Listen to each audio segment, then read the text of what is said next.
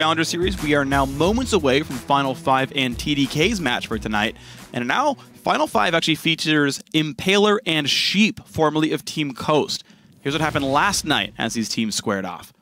And when you look at these compositions, you look and you're like, Final 5. All right, Rux, once again on Rumble, looks like a really good comp for him. Gate on a split pusher, on something that can assassinate.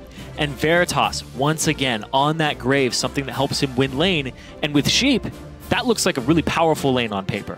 Yeah, and actually those two ended up doing okay during the game, but on the other side, though, we have TDK, and of course, yes, they're still pulling all these J spans, but what's cool to see is Seraph is still on an individual playmaking, carry top laner. Kez taking a page from realizing how good Sejuani is in 5.5. He's playing Sej, a follow-up engage mid laner, and the typical engage bot lane, Leona Sivir, there to, yep, we're going to go team fight things, and Seraph, go do your thing in the top lane. Yeah, and with Kyle on the Kennen, even more for the team fight things. Right. But we're going to see how that game actually played out. Starts off, you know, we're talking about Sejuani not being able to duel, but Kez happy to fight people right now, but both mid laners have their ultimates, which makes it a pretty explosive battle. Yeah, she's got some skirmish power. Both junglers not level 6 yet, though, and both mid laners actually pick up the first kills of the game. Trade back and forth, but Seraph, level 12, absolutely destroying people. Lands the stun. A lot of damage here onto Rux. Doesn't actually dodge himself forward, though, so he could have maybe gotten extra attack on Rux, but here he's like, okay, I can flash E, and down you go. Yep. The Trinity Force power spike onto Seraph on that Aurelia really knows how to duel on these characters. He starts backing, cancels it, starts his TP, and gets out right as Impaler unburrows. Yeah, that quarter-second decision-making to keep himself alive. This is actually really cute. So, stuns Gate, spams some Qs. Okay, dodge away. Keep dodging away. I'm by the ghost. Crap. Okay, dodge away again. All right, now into the brush. I need to stun you. Hut! Heal with 2 attacks. Q for more health. And Gate gives up there because he had used his W. Yeah, but Veritas gets him anyway. Yep, the swag so much effort. And look at this. Kez tries to start the engage, misses. Kyle zones them off, and everybody's out of this fight, and they ditch Impaler. Rux shows up late when Impaler is already dead, throws down the ultimate. It's a good equalizer, and Kyle is forced off to the left. But right here, Gate ultiing onto Smoothie, the support with only 200 HP, and blowing his own flash was what made this fight go in TDK's favor. You can see TDK's actually down before this fight starts. And this is what got them into the game. Now, Kez, this was a huge fight for them to help them start closing out the game. 5-man Sejuani ultimate there. Veritas is the only person who immediately QSS and runs out of the fight, but Seraph just chases him out even further and makes it so he has nothing to say there. Swaggle, and here we go. Final 5 looking for a Baron attempt. Maybe they can bring themselves back into the game. Kez goes in for the Baron steal, and TDK gets it. This equalizer doesn't hit basically anything, and it's a pretty easy to fight to mop up now. TDK starting out with a couple of kills, and it's just clean up now for Seraph. And Kyle flashes into the pit to get the Slicing Maelstrom on that backline that was still trying to do the Baron. Really, really good play there. And then Rux, like you said, his equalizer was basically for Scuttle Crab damage at that point. And that's going to be a 46-minute Nexus TDK in a very closely fought game. Final 5 did start out well early. The Veritas Sheep lane did pretty okay. 5, 3, and 4 on the AD carry. Kyle doesn't get his Jace, but his Kennen sure as hell pretty impressive. Yeah, and the way that he was helping the follow-up in those fights off of Kez's ultimates is what that Wombo combo was all about. And Rux was not able to deal the damage because Seraph was just so far ahead, keeping him down in that top lane. Do you want to talk about, though, the 2 new guys to Final 5, of course, Impaler and Sheep. Impaler, plenty of gold on him, 2, 3, and 7, not a bad scoreline, so 3 KDA. Sheep, not bad either. He and Veritas so far have looked okay on Final 5's side. I can't really hate on them, but 4 and 3, you know, they're in this big tie for, I guess, 3rd place now with the win from Fusion. You know, getting up and down to those standings is going to be a big deal. Yeah, and the fact that this is a new bottom lane, they do have to work on that synergy, and we saw when Sheep was in the LCS, he's a very YOLO player, to use Lustboy's words. He likes to go in, he likes to make these plays. Veritas is kind of like that too. So over time, I see this being a very good bottom lane for them to just take over the game and execute on what Veritas' play style is. Yeah, and especially with you when you consider other players in this game, like Impaler, who wants to play aggressively. He's got actually a very dominant mid laner here in Kyle. No, sorry, in Gate. I was getting my team wrong for some reason. But yeah, like, Gate also tends to be a playmaker, right? Known for like things like Twisted Fate, getting around the map, making aggressive plays. Impaler wants to do that too. And so watching the two junglers in this game, Impaler, who wants to be hyper-aggressive, Kez, who's much more calculated, right? You saw him play a tank jungler here in this game before it was cool. Right, the hipster Sejuani player right now in 5.4 oftentimes plays a sight stone. That type of style tends to work very well with his team. Yeah, and getting the smite on the Baron at the very end, the comeback sneaky Baron would have been really good there, but it was just capitalized immediately. Sejuani ultimate, jump in, get the smite, then the follow-up from Kennen. So these guys really need to set their teams up because they have a lot of carries on either side, and they might have to take a little bit of a back seat. Because I know that's what Kez likes to do, but Impaler, he's been used to being a carry now in the LCS for a little bit, trying to like pull his weight. Yeah. He doesn't have to do so much here. He just has to facilitate early game. And I think he's the shot caller of this team now. I would expect him to be so. We'll have to talk to them and find out if they can pull up a win here. But overall, we'll see what happens. Now, talk about the rest of this team. TDK have traditionally performed very well playing poke comps, but they're not always getting Nidalee.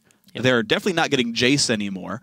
And so they're having to find a new style. So far, actually, it has worked. They took down Final 5. Seraph keeps playing individual champions. He's playing Aurelia. They're now playing team fight comps instead. That's worked. Overall, TDK rolling with the punches very cleanly. Yeah, when we saw them playing the Nidalee jungle and the Jace mid and then like the Mundo top, just a really, really good standard poke comp for them. Yeah. They were doing amazing. And people were like, okay, let's just ban out the Nidalee, ban out the Jace, and they got nothing left. And it's like, no. We have this Wombo combo team comp that Kez can actually perform on as well. So Kez is actually stepping up as a very well-rounded jungler right now, which is a little surprising considering the way that we've seen him before was just only control, only no aggression, sit back, let the game happen, and just kind of react to stuff. Now he seems to be a little more on top of the ball and on top of the flow of the game and trying to dictate more of it. All right, well, right off the bat, TDK trying to remove some of the team fight options from Final 5. The same thing happening, though. Final 5, of course, removing the Jace, but they're now killing the Kennen and Lissandra that have shown to be so effective by TDK. Entirely solo lane bans here from Final 5, so Kez gets literally any champion that he wants, and Louis GG and Smoothie nearly get the same thing for themselves. They're the only ones banning bottom lane champions. I'm trying to think. You could take the early Aurelia for Seraph so he can keep performing plays on it. I know Rux plays Aurelia as well. Yeah. But thing is, I don't feel like Rux would your top laner necessarily go for that unless I think there's really this heavy emphasis on winning that solo top lane match. I could see it, to be fair. It could really be something that these teams focus on very heavily. It's weird because I mean, Nidalee is up too. Yeah. Right? Like you could go for the first pick Nidalee. No. Nope. They go for the Annie for Smoothie. Now this is a champion that Smoothie got his hands on only the first week when they started running, and that was actually a loss for them, where he just kept going in, and he actually was a big part of why they lost that game, was he just taking advantage of in the bottom lane. And Louis GG and Smoothie is one of the weaker bottom lanes here in Challenger, whereas they're up against Veritas and Sheep, which seem to be coming up and up and are proven players. True. They still have something to prove here on TDK's side. We'll see if TDK can make a point by 2-0ing here against Final 5. They certainly have 1-0 so far, and if they win, they're back in a tie for second place in the standings in the regular season. We'll see if that can go well for TDK. Final 5 to make their first choices. You don't know much about this one, and it's so hard for me to kind of think about their champ select here because they play just such different styles, these two teams. I can't really say what's going to be important, but Impaler jumping all the way to Lee Sin, any jungler he wants to get a win, says Lee Sin's the champion to do it. Veritas once again on Graves. It's a champion that he had a lot of success in Challenger on previously when he was climbing up in NA when he first got over here. That's what he was grinding over and over again because he wanted to be the playmaker for his team. And it looks like he's falling into more of that on Final 5. Well, TDK, though, gets to keep doing more of the same. Hey, you wanted team fights last game? Here's Sejuani again. Here's Annie. Maybe Kennen's gone, but I'm sure there's something else going to work there. I actually wouldn't be surprised if it was solo lane Annie after all. So fit with his team composition. You still got things like Leona to follow up, Karma for a speed buff if you really want. The Lucian's odd to me, but still going to be, I think, an okay matchup. Louis GG just wants to have a champion that he's comfortable on. He's played almost a different champion every game. He's done Draven, Graves, Caitlyn, Varus, Corki, Sivir. And he had one repeat Graves game. That's it. So this will be his 7 champions in 8 games. for Louis GG. You know, play whatever he feels like, apparently, in this one. I mean, sure. He's up against the Graves, right? It is actually a good matchup, right? It's the matchup that Forgiven talks about, where it's like you pick Graves into most things, and if somebody picks Graves, you pick Lucian. Right? Okay. Well, hopefully it works out well here for Louis GG. Leon actually gets picked up by Final 5. And Rux is going to get himself a Maokai, so a more defensive, fairly durable team comp for Final 5. Maybe they can withstand the hard engage here from TDK if there's not enough damage follow-up. Actually, that Victor makes a lot of sense. Yep, there we go. If it's not going to be mid lane and it's going to be mid lane Victor, just find another good mid-range team fighter that has follow-up. And follow-up CC nonetheless. Sav gets himself a top lane Aurelia. Still going to be fine. I think it's pretty good against Maokai as well.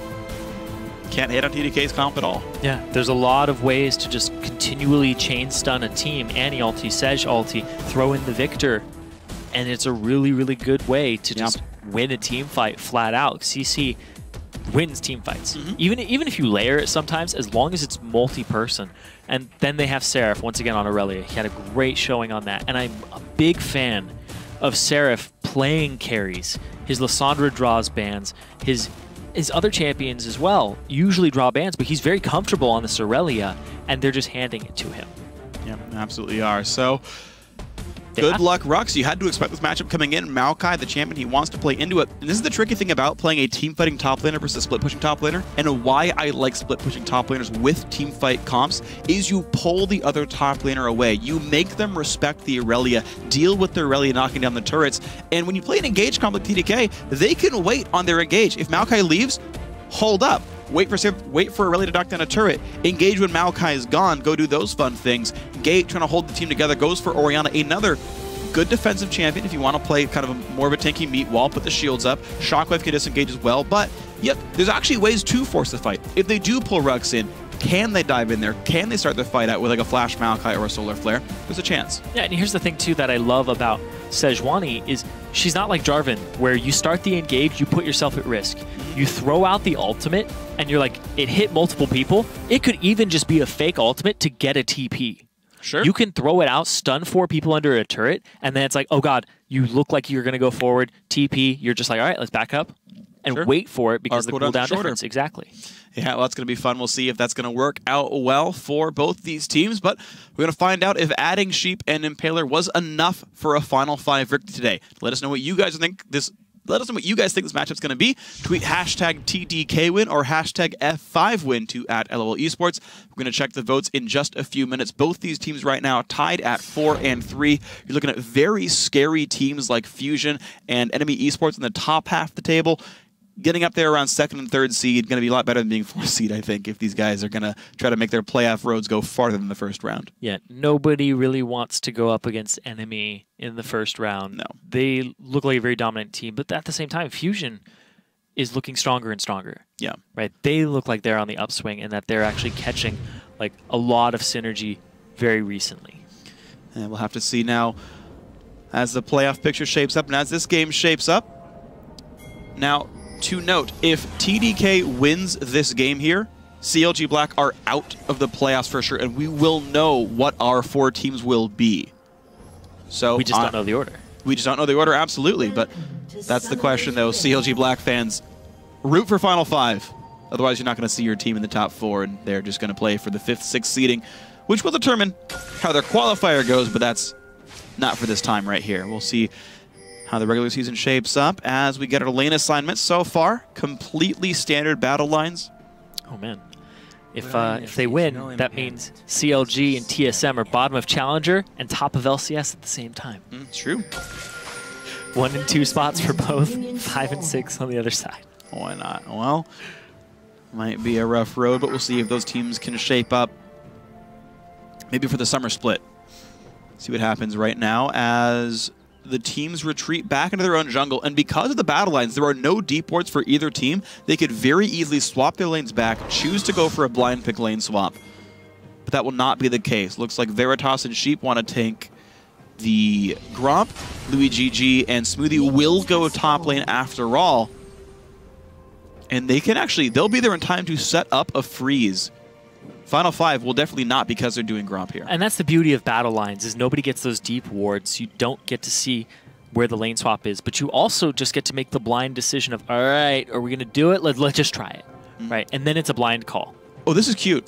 So Rux is actually giving Gate an early start. Check that. It's going to blow up too, auto Q, and now Gate gets the mid lane lead.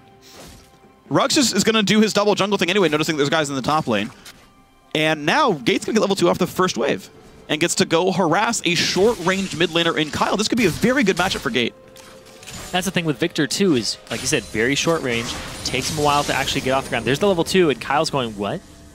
He's like, what did you steal? That was off the first wave, That was off the melees of the first wave. He, like, kills one caster, and it's like... Doesn't even need the caster. It's really just 3 melees. I actually think it should be a little further up. Well, the question is, yeah, it's not like Sejuani's a great ganker, right? Yeah, and Sejuani needs level 3 to gank. It's true, yeah, you start with W. Yeah. It's not like QW didn't do anything. Yeah, WE's like not going to reach anything. So Seraph will TP into this lane. Level 1.7 here. But he started with Equilibrium Strike, so he can't even Blade Surge for better CS. It's going to be pretty rough road. Seraph just getting XP. Gate now starting to harass level 3 for himself. And trying to push in Kyle. Still not afraid of Sejuani whatsoever. Impaler pretty easily able to clear his own jungle. No surprise here. Veritas and Sheep. This actually can build into a freeze, by the way, because the wave met very close to TDK's turret. Their reinforcements come in first, so I want to see what Final 5 does with that bottom lane now. I would actually freeze and make Irelia not get gold. I think it's very hard to push against Annie Irelia. The threat of a follow-up gank from Sejuani off a double CC lane, I think, is really pretty scary. I don't know what Impaler's doing. He's just getting some deeper wards. He's protecting the dual lane. He's trying to set up some kind of a dive, I think. No, he's just looking to get some wards and then back up and get his jungle item and continue his route. Really hard to gank an Irelia. Like this is this will freeze. You don't want to dive these guys down bottom, right? Like this is just they got to get some CS. Yeah, they'll freeze a little bit. Yeah. Smoothie will try to clean up whatever he can, and Seraph hopefully gets a lot of that CS. Well, Seraph at 13 is actually doing better than Rux right now with 11. And Maokai, I think, generally pretty good in one-on-one lanes. So I would expect Rux to do pretty okay here, but we have to see how the matchups actually play out. The wave is pretty much going to stay exactly equal. Both have 3 casters and a melee. And you can see Rux actually kind of forcing LuiGG around a bit. Kyle taking more damage from Gate on top of this one, so I don't know. I love the fact that they set up Gate for success at the start and just even gave him those little bit of those raptors, right? Because now he's beating the mid lane. He's 8 CS up at the moment, and he's got an experience advantage. He's hitting these levels early. Gate is a large part of this team's damage, right? Maokai, Lee Sin, Leona. Your damage sources are really just the Orianna and the Graves. Those are your 2 main damage sources. And outside of that, there really isn't much. Impaler's going to get tanky after a tiny bit, but I really like that they're trying to get Gate ahead in this matchup. Because TDK have a ton of damage sources here. It's true, actually. The Orianna being big, definitely good at exploding fairly squishy members. Irelia being stuck in a lane swap should be pretty low farm. Gate now really bringing it to Kyle down here. Kyle's traditionally been a very, very strong mid laner, but the level lead really helping Gate out. Impaler wants to go for some kind of a dive. Well, it's Cleanse Flash versus Ignite. Well, so they're calling for Sejuani on the other side. He's been behind for a while now, so Kez can actually just come out of this brush, and something's going to happen right now. There we go. Ignite is on. Kyle does not cleanse it, meaning the damage comes out. There's the flash, and Cleanse. The Q hits! Oh! Impaler gets first blood. He's going to be safe as well. Smites for health. And gets out just barely. Gate walks away with his life. Both summoners down. Kez on the chase. And oh, here comes the Lucian. Hops away. Kez gets a speed. Ooh, and the distortion's going to stop LuiGG. So first blood and a clean escape from Final 5. Very nice play there from Impaler, showing why he wants to be back on that Lee Sin. He wants to make plays. A lot of damage on a Seraph as well, but a counter stun by Smoothie. And everyone just trying to go for making plays. Yeah, Impaler using the smite there, also stopping the creep. Doesn't give him life back if it's not used on a jungle creep, though. Are you sure? I'm almost certain as long as you smite something, you get healed. Pretty sure it's on jungle creeps. I want to challenge you on that one. I don't know if I'm right. You are healed. It just says you're just healed as like an extra sentence. I'm almost certain. If you read the actual tooltip when you mouse over the Trailblazer.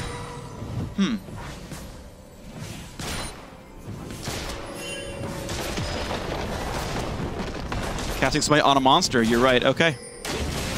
Huh, I've been smiting waves all this time to get health back, and I always felt like, all right, well, you know what? I guess I'm wrong. It's 15% of your missing, so you'd like see it shoot up if it was like... Yeah, you're right, okay.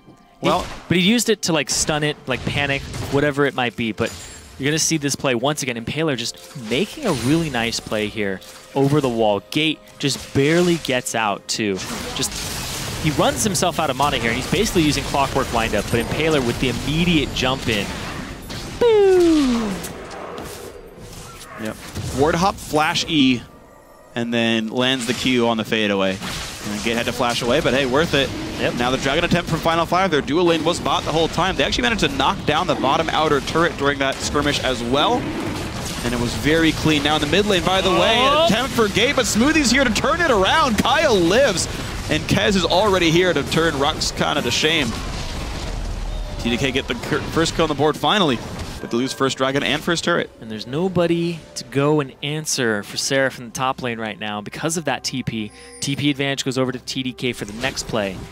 And just the amount of resources they've funneled into taking Gate out was really big. They knew his flash was down, he was still being aggressive in lane, and it was easy to take advantage of that. And so far so good. Seraph just gonna free from the top lane. He didn't bother to teleport in, didn't need to anyway. He saw Impaler get afraid of counter jungling. Pretty good reason. People were around, could have stopped him. And the red buff in the south jungle will go over to TDK after all. Louis GG. Just in farm duty. Louis GG is actually doing well in farm. He is up over Veritas for a small time because he had a free lane for himself for a little bit. Veritas will catch that up in just a second here. But the fact that he's even with him, and he's pretty much been on the lower side of CS at 10 for this season. Whereas Veritas is near the higher end of players on that.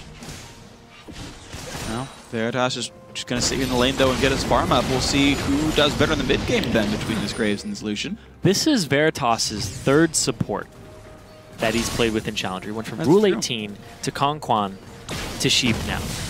He's had to constantly deal with different play styles, right? He went from Rule 18, who's generally pretty passive, likes to play Janna, likes to play these types of champions that are going to help and supplement the damage of the carry. Now he's with Sheep, who just likes to go in. Well, you know, I think he's at home, though. Because Veritas spent a while in Australia, which is right by New Zealand, which is known for their sheep. So, you know, I can't imagine it's difficult at all for him. Bit of a stretch? No. Bit of a you answered your own question? Of course it wasn't too much of a stretch. Bit of a stretch? Nah. I'm just asking the questions everyone else is asking, and they give them the answer everyone else knows. Am I funnier than Aiden? Helping the people out. I gotcha. Yeah. No, you know how everyone has like a voice in their head? I'm the voice in everyone's head. I'm everyone's internal monologue. Are you understanding me now? Do you get it? We're all a little schizophrenic from Freak. You know, sure. I don't not see that. Seraph's knocked around. A red buff is here, trying to jump away. Good stun by Seraph. Keeps Impaler at bay. I can't imagine this dive is going to work, but yeah, just getting some damage down. Rux backs out. It's the beauty of the Aurelia passive. Gets him that extra tenacity to get out of the Twisted Advance just a little earlier. Kez, though, seeing that the enemy jungler's topside goes for a blue buff steal. He knows Lee Sin's not around. In fact, he's got Victor with lane pressure to help as well. Great heads-up play by Kez, but actually the W takes the blue anyway. Kyle doesn't manage to kill it with the second FMV. Look at that, the top lane turret from Final 5 picked up. I'm glad to see them do that, by the way. I think too rarely do junglers say, we forced him out of lane, let's kill the turret. Yep.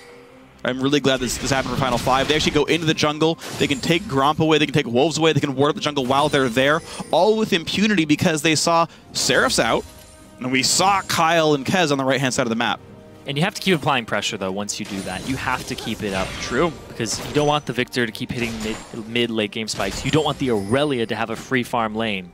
That's what's going to be so tricky is if Kyle keeps up pressure in mid, and it looks like with the upgraded augmented E now, he has a chance of keeping that wave cleared. How do you even get back to Aurelia's lane without being spotted very obviously? He hasn't been seen. Kez is trying to come in here for a sneaky gank. Oh, it's going to be dangerous. Veritas, there's a charge on in, gets the stun all the same. Has to flash, has to heal. I don't know if he had to, but he did, and Veritas gets out with losing summoners. That's actually very interesting to me because Kez doesn't blow his own flash, and instead he Q and ultimates at the same time. So he's just trying to close the distance and the travel time of the R instead of Q flashing to get the knockup and then waiting for the flash and then R'ing afterwards. Yeah. So he didn't want to blow his flash. It's just so he can save that for a different gank, for a different moment, and he gets a lot of summoners in response. Yeah, so another question is what can he do with this momentary cooldown of his ultimate? He got the Kindle Gem for the CDR. They got the Sightstone for the ward control. Of course, both these junglers carrying that item right now. Juggernaut just now done for Kez. He's going to have that tenacity, that extra health. And we'll see what these guys can do now with their completed jungle enchantments. Game still fairly close, 1,400 apart here. Impaler, wow, lands the Q, but no way you follow that one up. Take it. Every Q, every Q. You just gotta take every Q. Don't you dare. You take the Q, and then you just W to the minion that's right there just to fake him out. Just to waste 80 energy. Yeah. And put all your stuff on cooldown. And then the jungler comes out from the bush, and you're like, ah! Oh, they need to ult him away, and then you're fine. Yeah. Rux and Seraph trading. Rux actually feels pretty good about this matchup, actually. That ult is a good chunk, and Seraph goes for the counter engage, though. Good bit of damage down, can Q to a minion, doesn't really choose to. Waiting on their cooldowns here. Rux is actually in a better position, by far, at this point. With the Catalyst. What are you forgiven? He can just get some... No. He can just get some HP regen off of gaining a level. Yeah.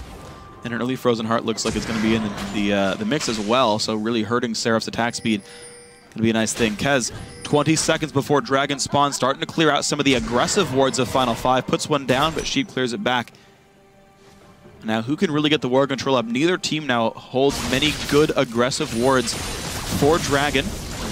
Kyle's having a much better time with the wave clear thanks to the blue buff steal they got away from Gate. So these fights that are going to happen around Dragon are all about the team's positioning coming into them because both teams capitalize off of poor positioning and grouped up members. You want to approach from multiple angles, but still be ready to form a unit. Because you don't want to be grouped up for Sejuani, you don't want to be grouped up for Victor and Annie, you don't want to be grouped up on the opposite side for Orianna and Leona. And we're seeing that there's not even a contest here from TDK. They don't want this team fight. They couldn't get the vision, and they wanted to leave Seraph on the top lane to get some farm. Now, of course, with the top lane being pushed so hard, it allowed Rux to run across the map and then run back with only losing maybe a wave. Orianna coming over maybe as insurance. Leona certainly is. They don't have vision of this. Yeah. And they see Kez. Kez, oh. Good soccer ball. They don't see Leona there yet. Back. All right, here comes Leona and Impaler's there. Rux just starting out the fight. Can they gain much more? Ulti comes in, but they still manage to start the fight anyway. Seraph, a flash comes in to chase him down from Sheep. They're going to land a bit of CC, and Impaler will, in fact, give Sheep the kill with Ignite. And they finally take that one down, but wow. Oh. Gate gets away just in time away from Smoothie.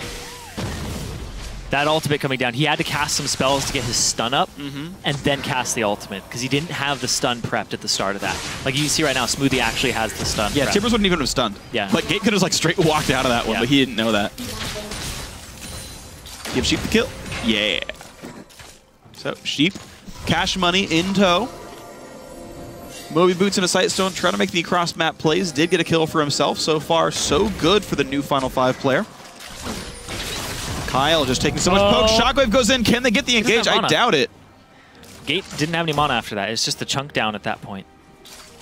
Kyle still has potions, though, and still has a mana bar. Gate's just going to have to regen a little bit. He went for the Athenes, so being low is not that bad, because then as long as nothing's going on, he's going to regen it very quickly. All right, so back to the square off. Luigi G and Veritas dueling off. A lot of attack damage for both these guys. I actually like the build we've been seeing. It's BF Pickaxe into Zerk Greaves. Because IH is only 20 crit now, you actually delay the item a bit more, and you'd rather have the move speed and attack speed of Zerk Greaves, which is arguably more bang for your buck, more stats per gold there, and I actually really like the build. You delay IH, but it doesn't really matter.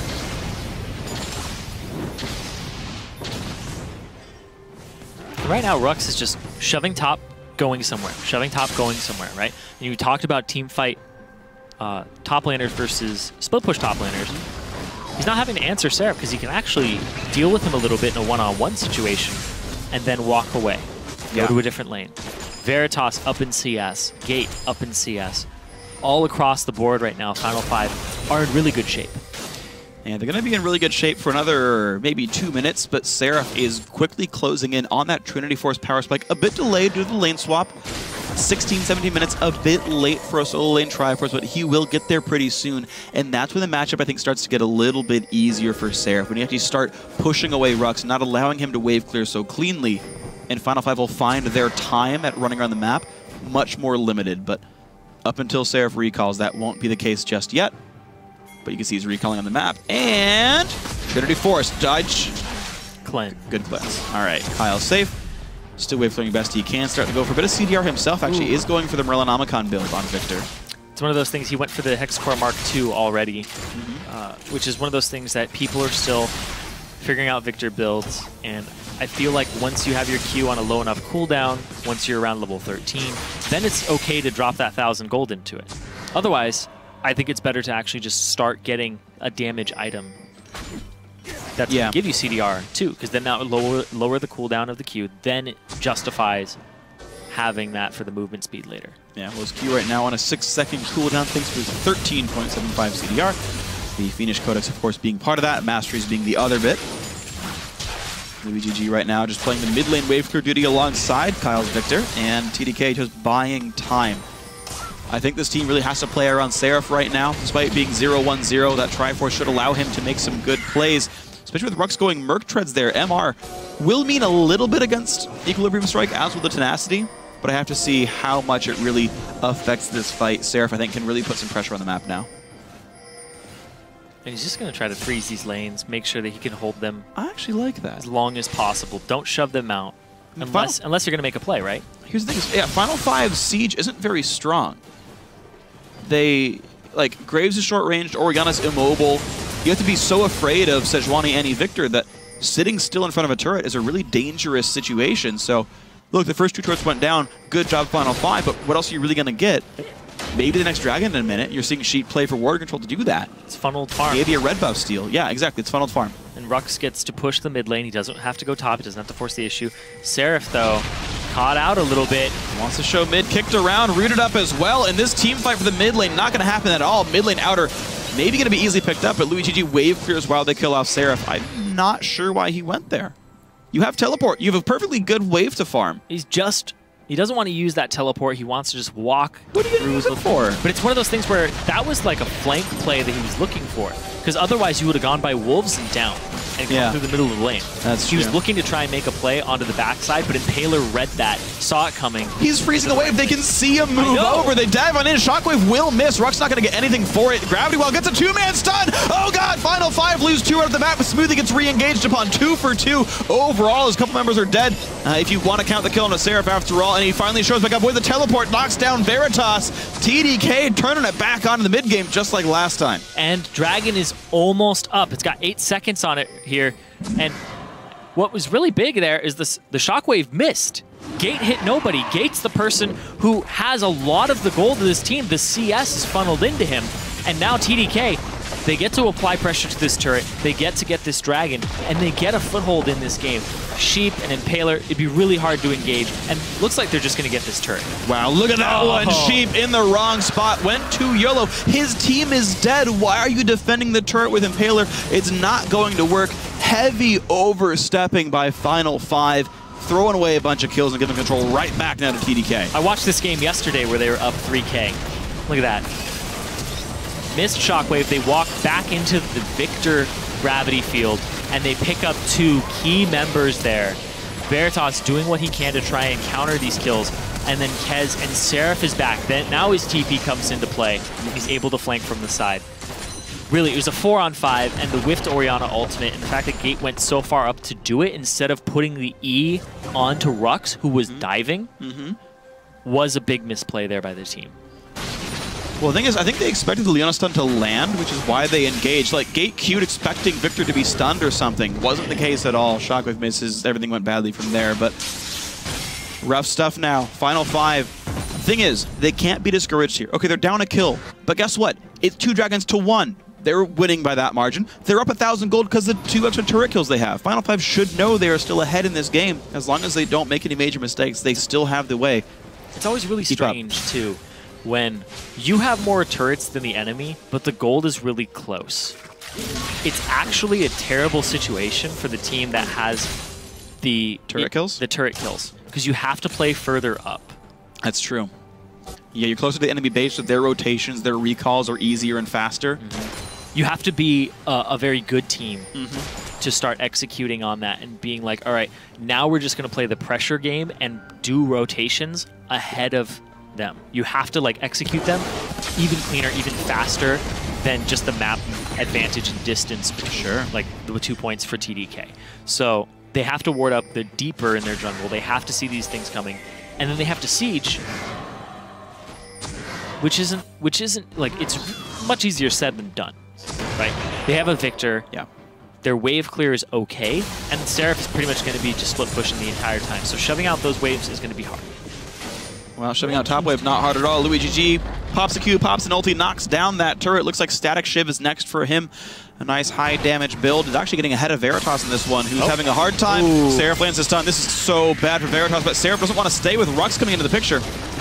And Seraph chases down. Seraph didn't actually get the reset off of the minion on his Q. Oh. Didn't kill it. Lived with like 10 HP. Oh, Kyle. Big shockwave, big ulti comes in. They get the kill picked up. Gravity Well onto Sheep, but he's a tanky Leona. All the same, LuiGG gets the kill. The kickback, Kez 1 for 1, but support from mid laner ain't bad. And bot lane outer nearly falling. All said and done. But TDK still able to keep up the defense. The goal is actually getting even closer, just slightly. Kyle picked up Gate in the right position that time, able to get the appropriate shockwave. And this turret, it just lived with a little bit of HP. You knew it was going down. So good job, Final Five. Get that one in, and they get a little bit more gold for themselves. Tank items will be coming in before too long. Rux, though, delaying Frozen Heart to buy some more health, interestingly enough. Health, of course, a very important stat. I can't be too sad about that. See what else he's able to pick up for himself, but Seraph continuing to scale up. Trinity Force should be able to pick up more items in the near future as Ninja Tabby came in. And now some more health to be a big, nice, friendly, or unfriendly tank. Try to be a little more unfriendly. Generally speaking. The flanking Aurelia. He does have the upgraded green trinket. Hopefully he starts split pushing because that's what he needs to do on that Aurelia. And actually applying pressure and having the wards up and trying to deal with Rux. Like Rux right now is actually not extremely powerful. Oh no, he's very weak. I think Seraph is an easy fight. Seraph has passed him in power spike. Absolutely. Seraph was held down in a lane swap, but he's now at 171 CS. His mid game has been so much better farmed than Rux's. You're seeing Kez with his sight stone trying to put aggressive wards down. So Smoothie, Kez, and Seraph can repeatedly put down 3 wards on the map permanently, provide a lot of vision for the team, not to mention the wards that actually Kyle's buying right now, 2 in his inventory as well. Of course, you expect similar for Final Five, but guess what? Ulti for the slow, Q on in, quick bit of burst, LuiGG will get the kill. Kez got aggro, all said and done. And that is going to be a very easy fight for TDK. And they are now within 300 gold. Bottom outer is gone. They finally cracked that outer turret shell. And actually mid tier 2 could fall, or sorry, bot tier 2 could fall quickly as well. Impaler's trying to look around for the side flank.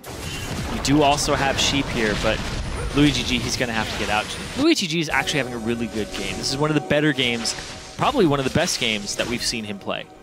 Because he's constantly been a weak point on this lineup where you look for Seraph, you look for Kez or Kyle to carry the game. Smoothie and LuiGG don't usually seem to be stars or standouts, but this game they're definitely making a case for it. You see Seraph just pushing around Rux, trying to get Trinity Force procs with the R, land a couple autos when it's relevant, and that's been pretty strong here.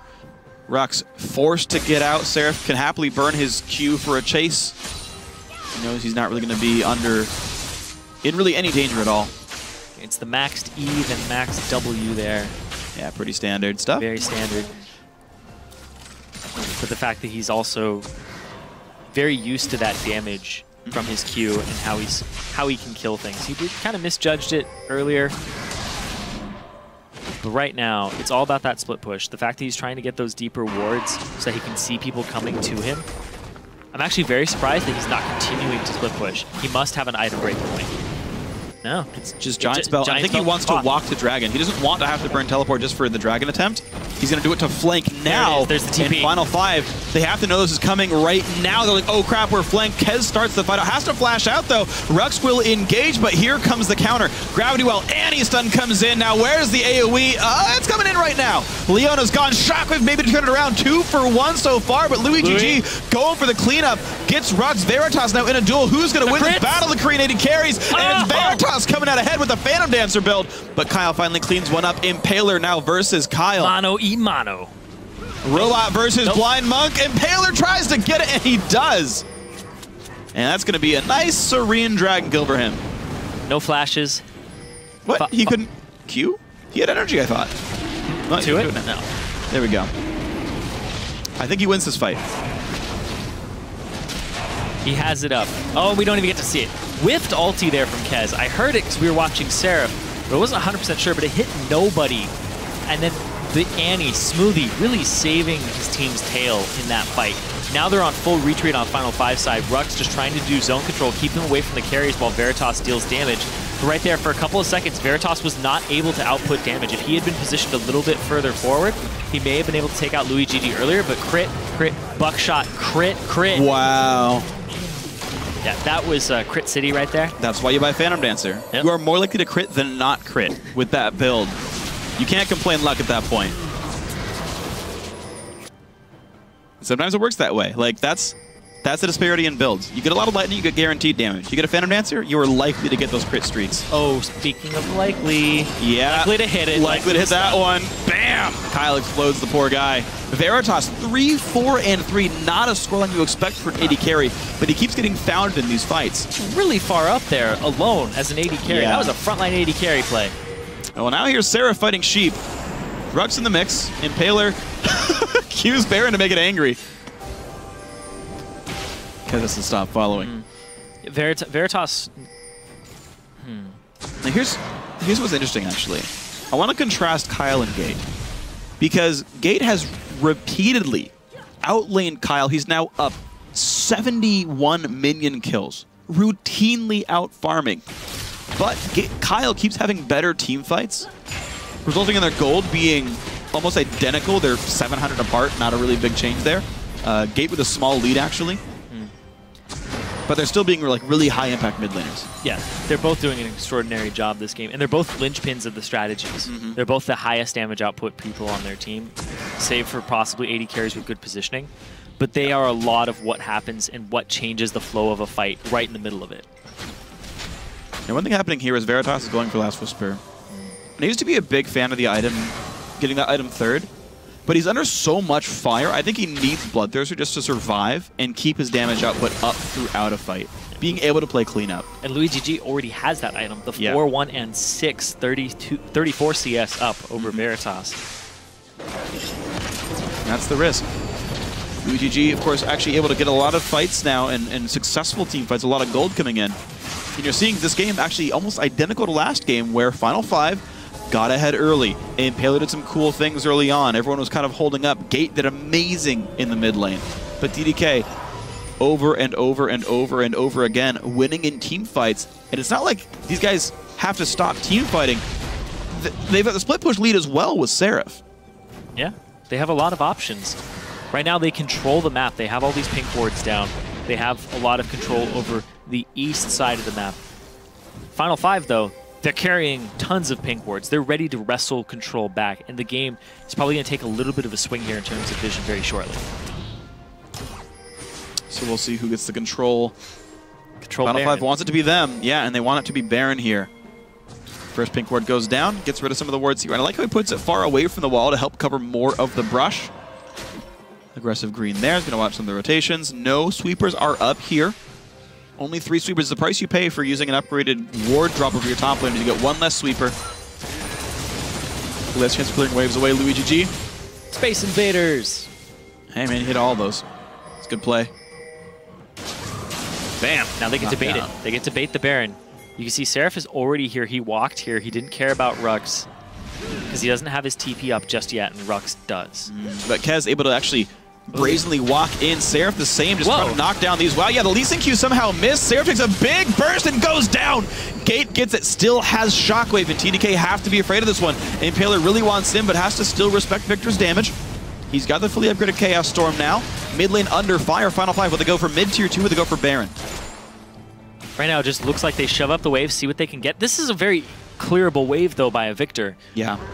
Kyle's just going to shoot up this wave and clear it all. There's no reason to be here. You're not going to get anything for it. Well, they're going to clear one more wave and help make sure there's no counter push mid available. 15 seconds on Seraph, but he has teleport. He could probably buy a home guard. In fact, no, he cannot.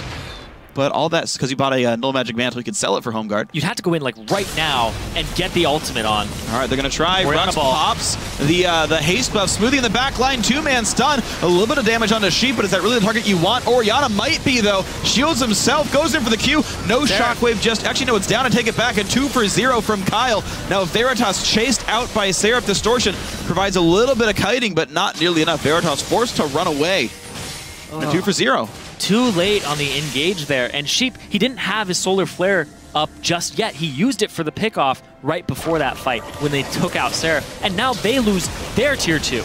Yeah, like a 1 for 0 is not going to give you a whole lot of control, especially when it's not a wave clearer like Aurelia, but a 2 for 0 is going to give you that pressure. Like Orianna, no Shockwave, easy turret kill. And it's one of those things where you should just go to Baron, and if they walk up to Baron, you maybe get another kill on top of it. Or they forfeit it, they cede it to you because you have the vision control of that area. You still have pink wards in your inventory too. You can keep contesting that area. You had all that time to do so. Yeah. Going up against a wave clear mid like Victor, as soon as it crashes against the turret, you're able to handle it. And they backed off. Like Rux places Righteous Glory and tries to get in range to get his W and then ulti with Gate. Like, it was a very telegraphed play of what they were trying to accomplish, but it was like trying to punch through a brick wall. But they're going to punch through Louis GG, though. No way he gets out. Kill picked up by Rux. And maybe the Baron attempt happens here now. Kez takes a bit of poke. Shockwave comes in. Kez has flash, uses it. But now it's an unescaping Sejuani. Baron is going to be started. Final 5. They tried Baron last time, and TDK got a turnaround for it, but missing their AD carry, it's going to be a bit of a risk. They're going to go for Dragon. They will give up Baron. And Final 5 finally find something to go well for them. That's a good Baron call. You pick one person off, you go do it. You have the vision control. Like, TDK have not had a ward on Baron for the last 5 minutes because he's just been controlled by Final 5. And now they finally pulled the trigger on it. It's a little late, but it's still them picking up the Baron. Very, very close game here between these two teams. Both teams want this so desperately because you want to get out of that middle of the pack, right? Yep. Well, we'll see what happens as the game continues to unfold. 1,400 gold separates these teams. TDK on 2, Dragons Final 5 on 3, and a Baron buff. Mid lane should be easy. They could just straight take mid right now, but they don't know that Kyle's still recalling. There's no way mid could be defended. Final 5 finally realize it. Their calls just seem so messy that they nearly gave up that control. If the melee minions were not still Baron buff, they would have been wave cleared by Louis GG in an instant. Yeah, and Veritas staying next to the wave definitely helped him out there. Yeah. If he had walked away for a second, like you said, would have been completely... No, that turret would not have died if Veritas weren't there. So heads up play by Veritas made the mid go down. Now top lane 5v5 with Baron buff though. Mid tier 2s are hard to tier 2 turrets are hard to defend against Baron. I feel like you generally lose them, but if you can buy time, you can wear out the Baron buff. It only lasts 3 minutes, only 1.5 now. There are 3 waves left with Baron buff if Final 5 want to stay for this. But bottom lane's pushing a gigantic wave about to reach their own turret. That's true. Clearing this minion wave out, making sure that it doesn't reach the turret and catching it right before by Seraph and Kez. Sandrux, he's got teleport. Out he goes. They know he's left, but they assume he's got teleport. TDK still can't play too greedily. The rest of the team does recall and fog. They left 3 members still up here in the top. Well, Sheep has home guard. He can get there pretty fast with Mobies. Oh, they're going to run right up. They're going to try to clear this wave as fast as possible for damage. Seraph going to take a little bit of damage, actually. Pretty good poke down by Veritas. And okay, this is a bit risky. Sheep's gone for a while. 5 on 3. They can TP and Rux. Okay, they get it down to half. But they have to back up. And Rux got a whole bunch of farm, though. He's catching up. Frozen Heart's done for him. Spectre's Cowl's in there. So Visage isn't far. It'll be a max CDR build for Rux when he finishes that item. now he gets to be the split push threat. He gets to reapply pressure to this bottom lane and relieve the pressure of having it against his turret. No, he doesn't stay. Final 5, they want to use this time not to keep pushing with Baron buff, as it does time out very soon here. Yeah. In the next 15 seconds. They had one last wave to push it with, but instead they say, no, get your last recalls in, finish your items. Zhonya's here for Gate. Thornmail comes in from Rux. Quicksilver Sash also is actually a pretty big deal for Veritas, and Final 5 say, okay, we get to cash in right on the breakpoints. Let's go. Dragon's not up for a little bit. It's now about establishing ward control and keeping it for the next 3.5 minutes. Yeah, I mean, it's 3 minutes right now, considering that the Dragon died around the same time as Baron, and Baron just timed out. Seraph gets to outplay the ulti. Kez comes in. 3-man stun. Battle has begun, but are they too tanky? Gate gets done. Chase down. Gets almost one-shot, but Pops Zoni's in time. Still likely to die. Does so. Kyle takes the kill. Rux, not tanky enough. Goes 2-3 for 0. Veritas makes it 4. This could be the game for TDK. They just caught the highest gold member out from Final 5 and melted him. Now they get to run up naked inhibitor in the mid lane, and they get all this pressure. 30 seconds on the death timers. This could absolutely be the 2-0 for TDK. It'll just be absolutely amazing for them if they can do this. They'll own the tiebreaker over Final 5 if it comes to that in the end of the postseason here. And here we go. Turret number 1, turret number 2. That will be game. Good killer instinct, and TDK take the 2-0 over Final 5. Both of them comebacks. That Sejuani ultimate on the positioning, and Smoothie with the catch out there on Gate. Didn't even get to Zhonya's till he was about dead. Didn't even get to Flash. Immediate capitalization there on the mispositioning, and I talked about it halfway through the game. Both these teams prey on small mispositionings, whether it's the Sejuani ulti or the Orianna ulti. You have to be cognizant of where everybody is on your team when you're playing as that comp and against that comp. So absolutely great play by TDK. The Sarah split push started the game 0-2, ended 1-4-9. Kyle bullied so hard in mid lane. His mid laner was level 2 off of the melee set of the wave. 9-3-7 on Victor. The team fight comp worked really, really well. Final 5, you thought they had a chance to get back into this game.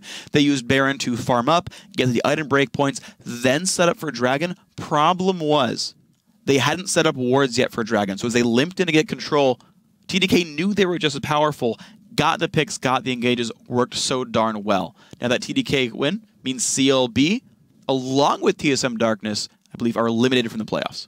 Yeah, all playoff spots have been decided, but seeding is still to be determined. Enemies number 1 right now at 6-1, and then TDK and Fusion are both 5-3, and then Final 5 is 4-4. So those are the 4 teams in playoffs, and now they're just fighting each other for seeding. And we'll see what happens with this one. Overall, though, very interesting game. I gotta say, I'm happy with how TDK is shaping up. They started this season with a 0-2 under Enemy Esports, and we're like, TDK, are they one of those teams that's lucky to get in, that, you know, maybe got an easy bracket for themselves in the qualifier? Are they going to be the joke? Are they going to be one of the joke teams? Turns out not the case. Their only losses have been to a 1-1 against fellow second-place Team Fusion. Again, that 0-2 under Enemy Esports, but they have knocked down every other team. 2-0 Final 5, 2-0 TSM Darkness. They're going to play CLG Black then in the last week there, and you figure that might be another 2-0 week for TDK. This team could look very amazing in the postseason. I think they're poised to be the second seed. Yeah, like you said, they've had that inverse schedule where they had the hardest teams first, and then they just kind of trickled down towards the teams that were near the bottom of the standings. So their schedule has kind of been against them, but they've stuck together through it, which I think is absolutely huge for them. Yeah, so TDK looking very good. Now, guys, joining us to talk about that victory on the Rift is TDK's support, Smoothie. So, by the way, you secured a spot in the playoffs, man. Congrats for that. How's it feel? Pretty good, man. It's been a long road, man. It feels so good. So much pressure relieved. So, of course, you're going to be playing for seeding overall. Your final fight is going to be against CLG Black next week. How important is that for making it a 2-0? I mean, I don't think it's that important because we already got in playoffs, but it'd be nice if we did get it. Yeah. And just whatever, basically. All right, fine. Yeah. Out of the 4 playoff teams, which one do you not want to face the most? And Enemy, why? by far. Yeah. They're just really strong overall, and trashy is scary. Yeah. Trashy is scary. Great, You great pick on analysis. your lane. Yeah. Well, if you come into that, like, if you're feeling confident, you guys are looking good, you just 2-0'd Final 5, 1-1 against Fusion. It seems like you have a pretty good track record against these other teams. That maybe impending enemy TDK final, what's going to give you the edge to actually knock them down and reverse that 2-0?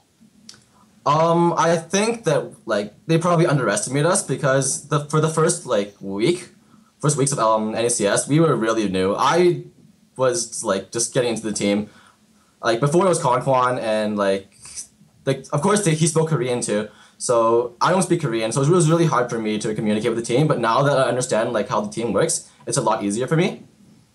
So are you just playing based on instinct? Like, does Kez give you any insight, or are you just like, well, they're going in, so I'll press R? Kez and Seraph really do help with the translating. But basically in bot lane, it's really just solo queue-esque type play. What have you learned recently as a player playing in Challenger? Because you said you were fairly new to all of this. What's the biggest improvement you've seen for your own personal play throughout these weeks? The past few weeks in the NACS, I've learned more than I could have ever asked for. Like I went from probably high master to like mid to high challenger level play, and it's like the wording really helped. I didn't know how to word it first, to be honest. Kez really helped me on that, and yeah, it just really helped to be in a good team atmosphere, and yeah, helped. All right. And solo queue a lot. Well, that's good to hear, man, and I've been really enjoying watching you grow and your team really improve overall. So, Smoothie, thank you very much for the time, and good luck in your match next week and the postseason as well. Thank you. All right, well, we're going to take a quick break, but when we come back, it's time for our final fight of the night. Keys of Darkness goes up against Enemy Esports, so don't touch that browser. You don't want to miss it.